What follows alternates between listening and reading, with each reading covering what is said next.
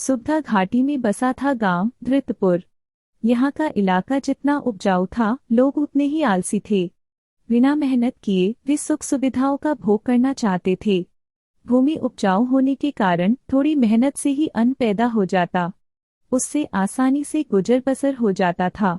इसी गांव में धनराज नामक एक किसान रहता था। उसके पास 2 बैल थे। वह दिन रात इधर उधर बातें कर समय गुजार देता। खेत में बहुत कम जाता था।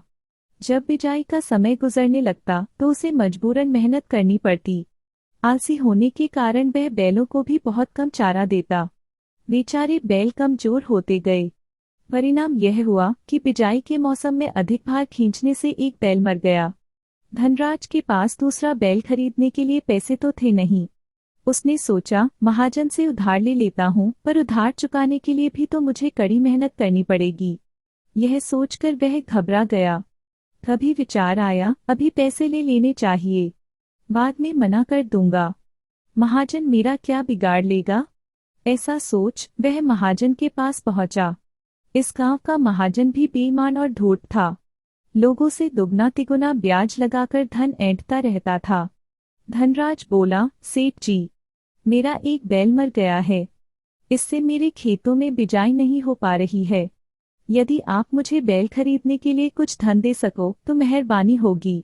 मैं फसल बेचकर तुम्हारे पैसे लौटा दूंगा। महाजन ने धनराज की बातें सुनी तो मन ही मन प्रसन्न हुआ।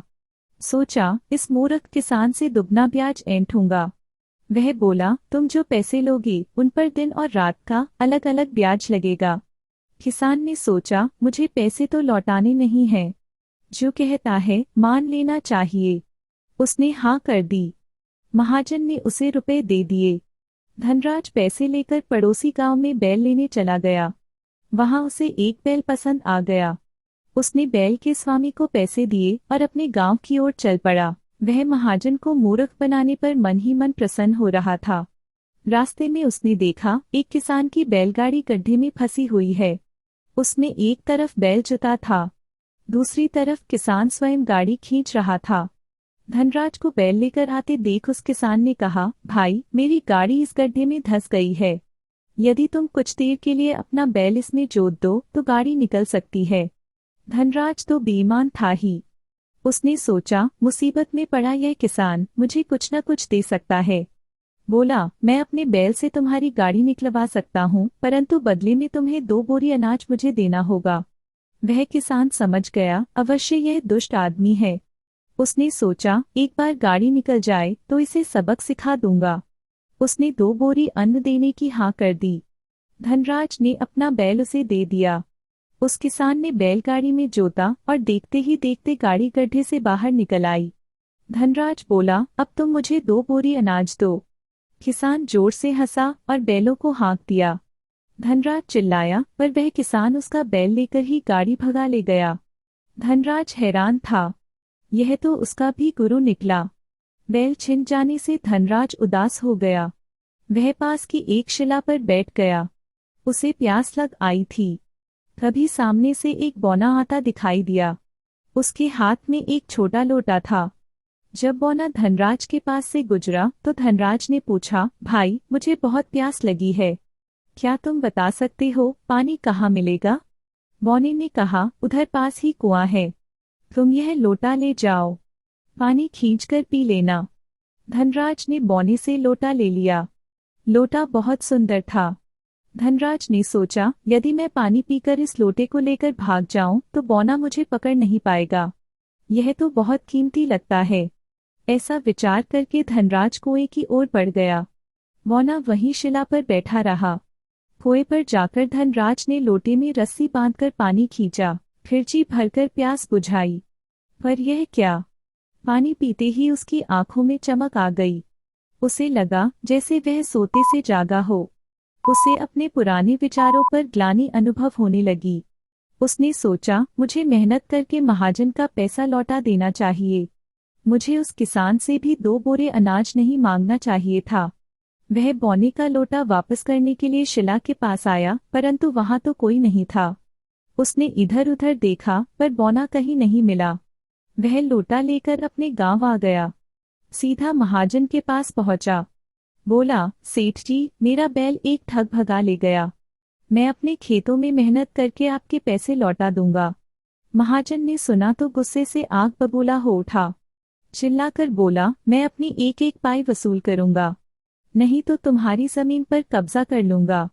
महाजन ने अपने नौकर को आदेश दिया, धनराज से यह चमकीला लोटा छीन लो। नौकर ने किसान से लोटा छीन लिया और उसे बाहर निकाल दिया। महाजन लोटे की सुंदरता देखकर मुग्ध हो गया। अपनी पत्नी से बोला, देखो कितना अच्छा लोटा है, तुम इसमें मेरे लिए पानी भरकर रख देना। रात को उसकी पत्नी ने लोटे में पानी भरकर महाजन की चारपाई के पास रख दिया। जब उसे प्यास लगी तो उसने लोटे का पानी पिया। पानी पीते ही उसके मस्तिष्क में चमत्कार हो गया। पुराने विचार बदल गए। उसने सोचा, मुझे धनराज के साथ ऐसा अभद्र व्यवहार नहीं करना चाहिए था। पहले ही बेचारे का बैल मर गया था, ऊपर से एक बैल कोई ठग भगा ले गया। मैं कितना बेईमान हूँ। दुगना तिगुना ब्याज लगाकर लोगों से धन ऐंठता रहता हूँ। नहीं, अब मैं भविष्य में कभी ऐसा नहीं करूँगा। अगले दिन सुबह सुबह महाजन धनराज के पास गया। उसे और पैसे देकर कहा, जाओ दूसरा बैल ले आओ। रात भर में साहूकार के व्यवहार में इतना परिवर्तन देख धनराज भी हैरान रह गया। इसके बाद महाजन ने अपना धनदान पुण्य में लगाना शुरू कर दिया। उसने गांव से बाहर एक कुआं खुदवाया। वहां रस्सी बांधकर वही लोटा रखवा दिया ताकि आते जाते राहगीर अपनी प्यास बुझा सकें। अब गांव का जो व्यक्ति वहां पानी पीता उसी का हृदय परिवर्तन हो जाता। धीरे धीरे पूरे गांव के लोग मेहनती और ईमानदार हो गए। एक दिन शाम को जब धनराज खेत से लौटा तो उसे अपने घर के दरवाजे पर एक बैल बंधा नजर आया। धनराज ने पहचान लिया, यह तो वही बैल था जिसे ठग भगा ले गया था। बैल के गले में एक कागज बंधा था। धनराज ने खोलकर पढ़ा तो उसमें लिखा था, भाई, कल मैं इधर से गुजर रहा था तो आपके गांव के बाहर कुएं का पानी पिया। पानी पीते ही मुझे उस दिन की घटना याद हो आई जब मैं आपका बैल भगा ले गया था। मुझे आत्मग्लानि अनुभव होने लगी, इसीलिए आज आपका बैल लौटा रहा हूँ। मुझे माफ कर देना। धनराज समझ गया, जरूर यह सब उस लोटे की ही करामात है। उसके मस्तिष्क में उस पौने का चित्र उभर आया। उसे लगा वह कोई देवदूत था जो गांव वालों का जीवन बदलने के लिए ही उस दिन आसमान से उतरा था। उसका नाम किरोड़ी मल था। जैसा नाम उतना ही धन भी था उसके पास। धन तिजोरियों में बंद था। उसकी कंजूसी के विषय में हर कोई जानता था, इसलिए कभी कोई उसके पास पैसे मांगने नहीं गया। भिखारी भी उसके घर के आगे से बिना मांगे निकल जाते थे। उसी इलाके में कंठी सिंह डाकू रहता था। आसपास के सब गांवों में उसके नाम का आतंक था। कंठी सिंह के भय से किरोड़ी मल ने तिजोरियां हवेली के तहखाने में रखवा दी थीं। हर साल दिवाली के दिन वह देवी की पूजा करता। बंद तिजोरियां खोलकर धूप दीप दिखाता, फिर तिजोरियां बंद कर देता। एक दिन कंठी सिंह को पता लग गया कि किरोड़ी मल इस दिन सारा धन तिजोरियों से बाहर निकालता है। उसने योजना बनाई कि तभी उसके घर डाका डाला जाए। आखिर त्योहार का दिन आया। लोगों ने दिए जलाए। किरोड़ी मल की हवेली भी जगमगा रही थी।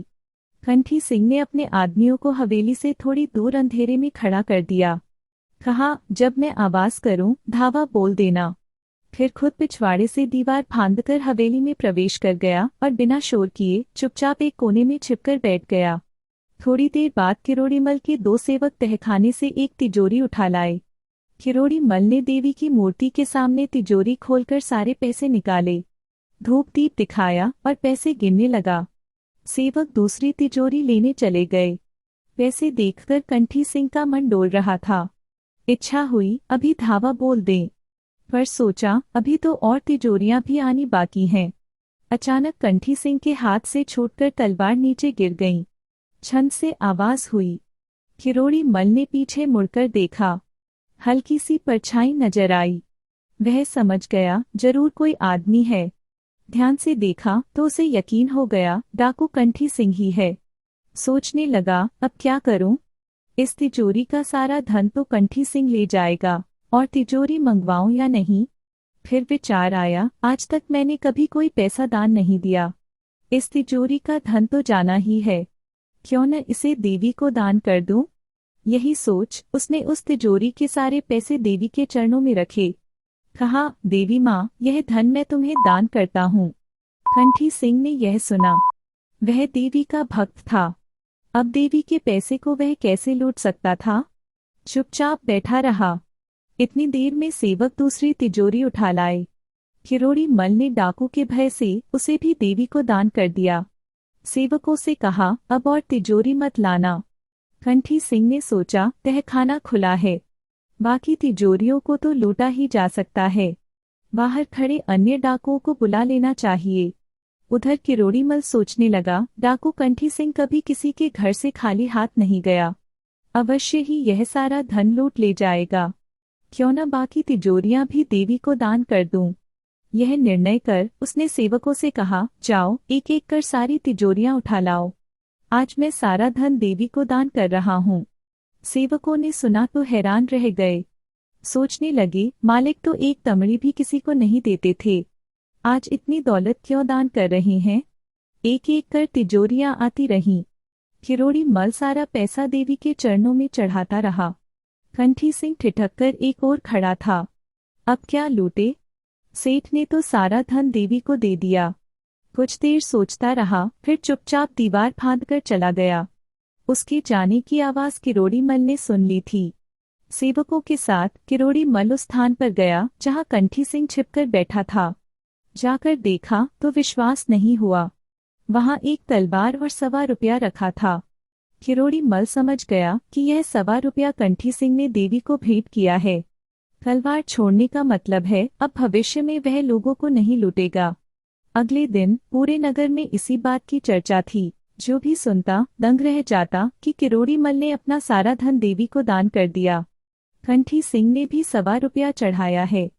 अपनी तलवार भी देवी को अर्पित कर दी। उस पैसे से देवी का विशाल मंदिर बनवाया गया। गरीबों को भोजन और वस्त्र दिए गए। कंठी सिंह को देख उसके गिरोह के अन्य सदस्यों ने भी अपनी अपनी तलवार देवी को अर्पित कर दी। उन सब ने मेहनत और ईमानदारी की कमाई से जीना सीख लिया। मरुभूमि में महास्वी नामक एक आदमी रहता था। वह अपने काफिले का मुखिया था। उसके काफिले में बहुत से आदमी, औरतें और बच्चे थे। ये लोग घूमते रहते और जहाँ कहीं पानी मिलता कुछ दिन वहीं रुक जाते थे।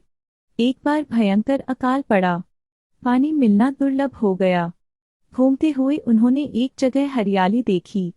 वहां एक छोटी सी झील थी। उसके चारों ओर खजूर के पेड़ उगे थे। महास्वी ने अपने ऊंट एवं भेड़ बकरियां वहां रोक दी और तंबू लगा लिए। रात को बहुत जोर की आंधी आई। कई तंबू उखड़ गए। भेड़ बकरियां इधर उधर भटक गईं। खजूर के पेड़ गिरने से कई बकरियां भी उनके नीचे दबकर मर गईं। महास्वी ने यह सब देखा तो उसे बहुत दुख हुआ। उसे अपने ऊंट से बहुत प्यार था। खजूर का पेड़ गिरने से उसकी एक टांग टूट गई थी। वह चल नहीं सकता था। महास्वी को ठंड लगने से ज्वर हो गया था। उसने अपने काफिले के लोगों को भटकी हुई भेड़ बकरियां ढूंढने भेज दिया। वह स्वयं बीमार ऊंट के पास पड़ी खजूर की चटाई पर लेट गया। अचानक उसे कोई आता दिखाई दिया। महास्वी उसे एकटक देखता रहा। उसने उजले कपड़े पहन रखे थे। पास आने पर महास्वी ने देखा वह एक लड़की थी। आते ही लड़की ने महास्वी से कहा, बाबा, यह शैतान का बाग है, तुम यहाँ से चले जाओ। वह बाहर गया है। यदि उसने आकर देख लिया तो वह तुमको हानि पहुंचा सकता है। वह यहाँ किसी को नहीं रुकने देता। महास्वी ने पूछा, तुम कौन हो? लड़की बोली, मैं इस स्थान के स्वामी की बेटी हूँ। मेरे पिता की मृत्यु के बाद शैतान ने मुझे अपनी दासी बना लिया है। यह हमारे जानवर भी हड़प गया। कोई भूला भटका यात्री यहाँ आ जाता है तो शैतान उसे पीटता है। महास्वी ने कहा, बेटी, मेरा ऊंट बीमार है, मुझे भी बुखार है, हमारी बकरियां खो गई हैं, ऐसे में हम आगे कैसे जाएं? लड़की ने कहा, उसके आने से पहले बहुत तेज आंधियां चलती हैं। आप यदि चल नहीं सकते तो मैं आपको एक नीला पत्थर देती हूँ। जिसके गले में नीला पत्थर बंधा हो उसको शैतान कुछ नहीं कहता। आप काफिले के बाकी लोगों को यहाँ से दूर भेज दो। नीला पत्थर देकर लड़की चली गई। महास्वी ने काफिले के लोगों से कहा, तुम यहाँ से कुछ दूर उस पहाड़ी पर चले जाओ। मैं बीमार ऊंट को अकेला नहीं छोड़ सकता। रात भर यहीं रहूंगा। लोगों ने काफी कहा पर महास्वी नहीं माना। काफिले के बाकी लोग पहाड़ी पर चले गए। महास्वी वहीं ऊंट के पास बैठा रहा। रात हुई। अचानक बहुत जोर की आंधी आई। थोड़ी देर बाद एक भारी भरकम आदमी वहां आ गया। उसने झील में छलांग लगाई और काफी देर तक पानी पीता रहा। जब वह झील से बाहर निकला तो उसने देखा कि एक आदमी खजूर के नीचे बैठा है। शैतान गुस्से से आग बबूला हो उठा। महास्वी के पास जाकर बोला, तुम यहाँ क्यों आए हो? महास्वी ने कहा, सारे रेगिस्तान में और कहीं पानी नहीं, इसीलिए भूखे प्यासे हम यहाँ चले आए। शैतान बोला, मैं तुम्हारे ऊँट को खाऊंगा। ऐसा कहकर वह ऊँट की ओर बढ़ा पर ठिठक गया। ऊँट के गले में नीला पत्थर जो बंधा था। शैतान ने पूछा, तुमने इसके गले में नीला पत्थर क्यों बांधा है? महास्वी ने सच सच बता दिया। कहा, मुझे अपनी जान से भी अधिक अपने ऊँट की जान प्यारी है, इसीलिए नीला पत्थर अपने गले में न बांध, इसके गले में बांधा है। शैतान बोला, मैं तुम्हारी सच्ची दोस्ती से बहुत खुश हूँ। अब मैं नीला पत्थर देने वाली लड़की को सजा दूंगा। महास्वी ने कहा, इसमें उस बेचारी का कोई दोष नहीं। यदि सजा देनी है तो मुझे दो, अपराध मेरा है। महास्वी की न्यायप्रिय बातें सुनकर शैतान बहुत प्रसन्न हुआ। उसने कहा, महास्वी, तुम अच्छे आदमी हो। यदि तुम अकेले यहाँ रहना चाहो तो मैं तुम्हें इजाजत दे दूंगा। महास्वी बोला, अनुमति देने के लिए आपको धन्यवाद। मेरे काफिले के लोग भूखे प्यासे मरे और मैं यहाँ सुख से रहूं, यह मुझे शोभा नहीं देगा। थोड़ी देर में शैतान चला गया। महास्वी ऊँट के पास बैठा रहा। रात को अंधेरे में चंद्रमा की रोशनी फैलने लगी। महास्वी ने देखा, फिर वही लड़की आई थी। आते ही लड़की ने कहा, बाबा, तुम बहुत भले आदमी हो। मैंने तुम्हारी सारी बातें सुन ली हैं। मुझे तुम जैसे नेक इंसान की तलाश थी। इतना कहकर उसने कपड़े लिपटी एक पुस्तक महास्वी की तरफ बढ़ाई। महास्वी ने पूछा, यह क्या है? लड़की बोली, यह जादुई पुस्तक है। जिसके पास भी रहेगी वहाँ सुख समृद्धि होगी। मरते समय मेरे पिता ने यह मुझे दी थी। इसी के कारण अकाल के समय भी यहाँ हरियाली है। पुस्तक देकर लड़की चली गई। महास्वी ने किताब खोली तो उसे बहुत अच्छी लगी। वह उसे गा गा कर पढ़ता रहा। शाम को शैतान आया। उसने महास्वी के बोल सुने, मधुर पंक्तियों पर मुग्ध हो गया। रात भर महास्वी से किताब की बातें सुनता रहा। शैतान बोला, यह किताब बहुत रोचक है। महास्वी ने उसे समझाया, यह जादुई है। जिसके पास भी रहेगी वहाँ सुख समृद्धि रहेगी। मैं चाहता हूँ इसे तुम ले जाओ। महास्वी की उदारता देख शैतान चकित रह गया। उसने सोचा, महास्वी कितना उदार आदमी है। समृद्धि देने वाली किताब मुझे दे रहा है। एक मैं हूँ जो प्यासे लोगों को पानी भी नहीं पीने देता। शैतान लज्जा अनुभव कर रहा था। उसने महास्वी से कहा, मैं तुम्हें कुछ देना चाहता हूँ, तुम कुछ भी मांग लो। महास्वी बोला, मुझे नहीं चाहिए। तुम उस लड़की को छोड़ दो, उसकी भूमि उसे वापस कर दो। शैतान ने कहा, ठीक है, अब मैं किसी को तंग नहीं करूँगा। आज से लड़की ही इस झील की मालकिन होगी। इतने में लड़की भी आ गई। वह भी हैरान थी कि महास्वी ने शैतान को वश में कैसे कर लिया। शैतान ने लड़की की भूमि उसे सौंप दी और उसे आज़ाद भी कर दिया।